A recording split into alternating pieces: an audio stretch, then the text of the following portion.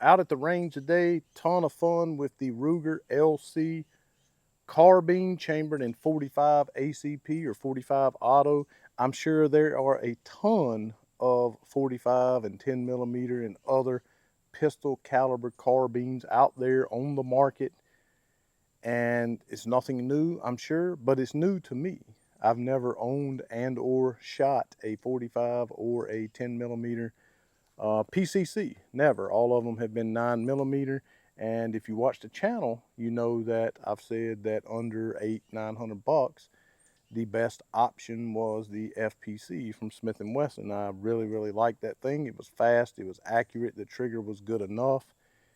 And I just thought that, and again, if you watch the channel, you know that I see a PCC as a very formidable home defense, longer rifle type setup with all of these pick rail attachments and your M-LOK up here at the front of the rail on this particular one, your adjustable stock, your ambi safety, and you know, it functions. I mean, the controls are not exactly like an AR-15. Some of them are, but if you're familiar with that platform, you'll be fairly familiar with the platform setup on this. Now, this won't be a complete in-depth weight, all of that type of thing. We've had a hurricane here in North Carolina. I'm really more or less just here today to release some steam from everything that's been going on as of late. Be in prayer for the friends just to the west of us. But I wanted to come out here today and shoot this thing a little bit, which I have done, as you've already saw. Had no issues. It is accurate.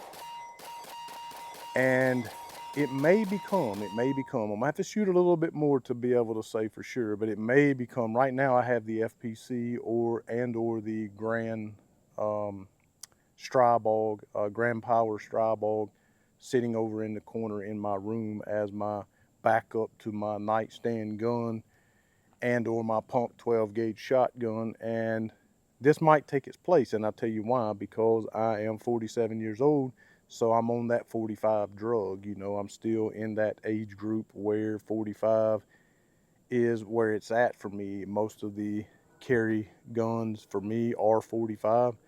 And so the idea of a 45 pistol caliber carbine was very intriguing to me. And now that I found out they've released a 10 millimeter in this, even more so.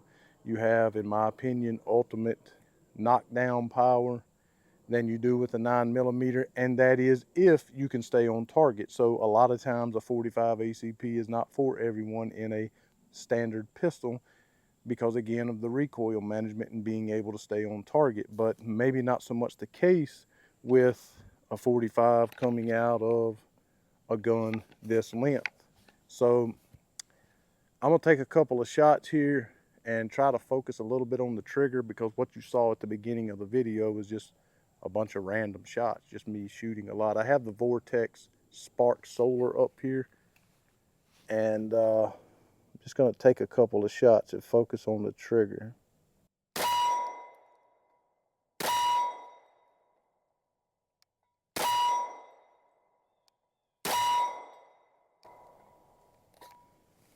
So, you know, the trigger's nothing to write home about. I mean, you know, it's a trigger. Almost non-existent reset.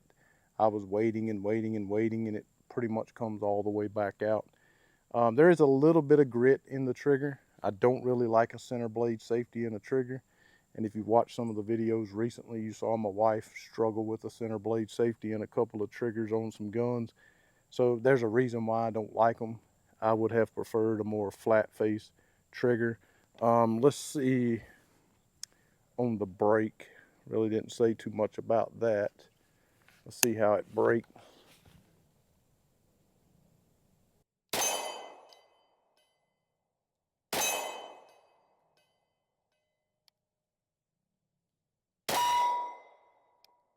Like I say, there's a little bit of take up. Not crazy. There's a little bit of take up. It does hit a wall and seemingly break right there. It doesn't really seem like you're having to pull through it like it's a rolling brake. So in that sense, it's not bad. Again, the reset is slightly audible and slightly tactile. Again, nothing to write home about, but I'm not a trigger snob. And in a defensive situation, which is totally what I would be using this for, it's not going to matter. So for me, the trigger is not going to be a deal breaker. There is a lot going on with this gun, and I'm not going to sit here at the range today with impending potential rain again and go through everything on this gun, but I promise you I will get it on the table or maybe back out on the tailgate and talk more about some of the, because again, there's a lot of features on this gun. It does have flip up sights that it came with standard, and it will co-witness with this particular optic anyway. If you get a riser, not so much, but with this optic it is a perfect co-witness. Speaking of which, let me see, just shooting with those flip ups, if the flip ups are on point or not.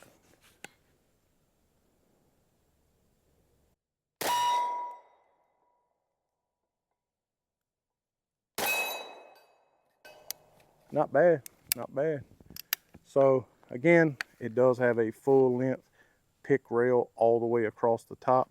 It has a tiny little 1, 2, 3, 4, 5, 6 slot pick rail here at the bottom. I would imagine that would be if you wanted to, I mean, for me, with having the angled foregrip out here towards the end, for me, that's not going to be for a light.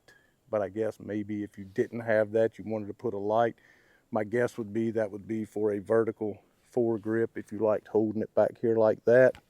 But you do have that there. Again, like I mentioned, you do have the ambi safety, and it does lock back on the empty magazine. Now, it only came with one magazine, which kind of sucks, and it's the SGM Tactical magazine. It was, let me see if I can find that. Oh, it's the magazine that I have in it, you idiot. So it is a 13 round magazine. So I did buy an extended mag that, you know, you saw me shooting during the opening of this video, 23 round magazine, and it functioned fine with that. You know, I don't know what to think about these mags. They seem a little bit cheap to me, but the good thing is my Glock 21 mag fits in there just fine and functions fine. It does lock back, except for on the one that I put the +2 extension on here, because I did not change the spring, so it doesn't lock back on that mag. But either way, it does function. So if you have Glock 21 mags, there you go. Again, full of M-LOK attachments all the way around the front of this handguard. And if you wanted to put you a rail piece here and a light, which is what I would do if I decide to put this in the corner of the room, I would put me a rail piece right here, and I would put me a small light right there that I could manipulate with my thumb. The charging handle can be moved from the left side to the right side of the gun, but it did come on the left side of the gun.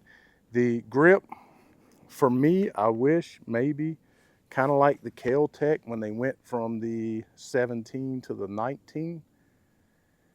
I don't know why, because again, it's a pistol caliber carbine, so it's not like this is something you're sticking on your side. So I don't know why the shorter grip here. I don't know why they would not have just went with a little bit longer grip. I'm sure someone out there will tell me why. But the bottom is flared a little bit. Nothing crazy, but it does help in reloading.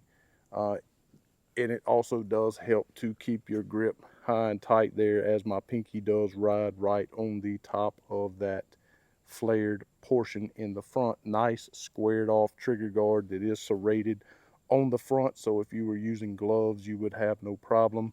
You can easily, or I can anyway, easily manipulate the mag release without adjusting my grip on the gun.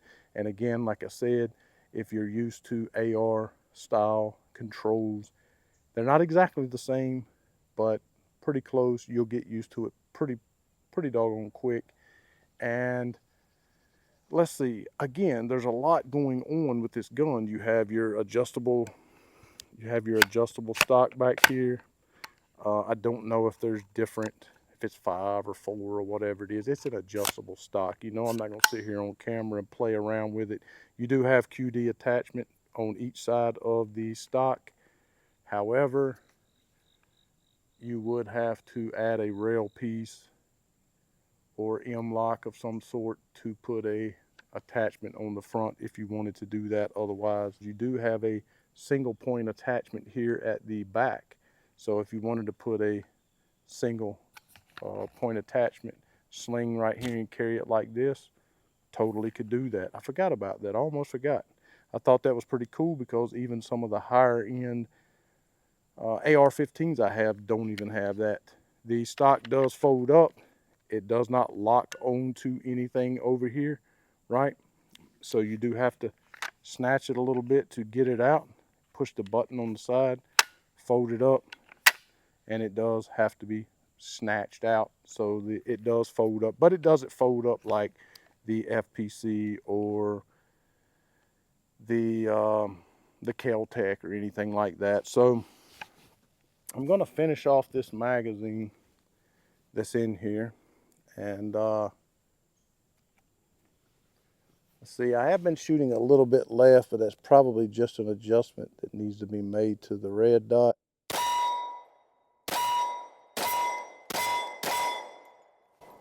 I mean consistently left, so I probably, and I'm definitely not pulling it. So I need to adjust the dot a little bit, but either way, 250 rounds today. No, that's likely not enough for all the trolls out there that'll say, oh, that's so impressive. You paid $700 for a rifle and put 250 rounds through it and it's reliable. Not saying that, not saying that. I am saying that I took it straight out of the box. No oil, no cleaning, no nothing like that. Trolls will be after me for that as well, but that's how I found it. That's how I brought it out to the range. That's how I shot it. I have been shooting. It's in my case here. So this is Blazer. So this is Blazer Brass 45 ACP. I shot also a little bit of New Republic, 50 rounds of that. It ate that without a problem. Does have a threaded barrel. So drop the magazine. This firearm is safe. Does have a threaded barrel, and it does have a O-ring on there to keep it from walking off. Thank you, Ruger, for that. Seems like people can't do that these days. Just walk off on you while you're shooting. And the sad thing is that everybody was getting their suppressors back 1 to 3 days, and mine has been out for 13 days now, still waiting on the ATF approval. Or otherwise I would have suppressed this. But good for you and for me, when it does show up, I get to come out and suppress this thing. So either way, texturing on the grip here is enough for me. Now, for something I'm not carrying on my side, you know, where I would not want that texturing to be super aggressive because it might snag my clothing, etc. I do wish that it would have been a little bit more, you know, sticky, if you will, grippy, if that's a word. It could have been a little bit more grippy, in my opinion, for a PCC. So, you know, get you some tape to put on there, some grip tape.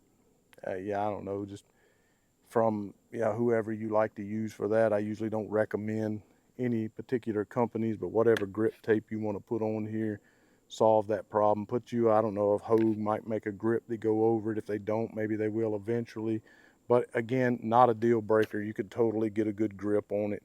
But it is a little bit slick. They could have done a little bit better with the grip texturing on there and a little bit better on the undercut at the back of the trigger guard here. So maybe get a little bit higher grip. Again, my only grief is that, and it could have been a little bit longer. And they could have provided a little bit better quality magazine and maybe more than just one, because mine only came with one magazine. Again, I still feel like there's a lot to this firearm that I did not speak about, how to take it down, things of that nature. But again, I don't want the video to be too long. This is my first day shooting this gun. Had a blast. Fast, accurate enough. 45 ACP, slap my 23 round mag in there.